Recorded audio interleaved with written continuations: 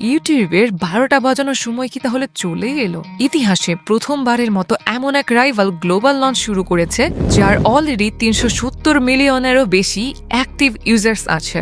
আর সবচেয়ে বড় শখ, মিস্টার বিস্টও সেখানে কন্টেন্ট আপলোড করা শুরু করে দিয়েছে।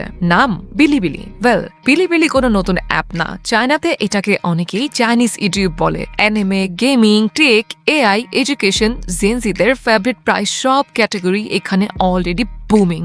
আর রিসেন্টলি প্ল্যাটফর্মটা গ্লোবাল ক্রিয়েটার্সদের জন্য দরজা খুলে দিয়েছে। Android app already available, English ওয়েবসাইটও এক্সপ্লেন করা হচ্ছে। কিন্তু বিলিবিলির সবচেয়ে ক্রেজি ফিচার হলো ডানমো কমেন্টস, মানে কমেন্ট সেকশন নিচ দিয়ে না থেকে ভিডিওর উপর দিয়েই উড়ে যাবে। আপনি ভিডিও দেখছেন আর হাজার হাজার মানুষের লাইভ রিয়াকশন একই স্ক্রিনে দেখতে পাচ্ছেন। আর ক্রিয়েটার্সদের জন্য বড় opportunity, platform incentive, fan donations, live gifts, sponsorship, marketplace সবকিছু নিয়ে অ্যাগ্রেসিভ এক্সপেনশন শুরু করেছে তারা।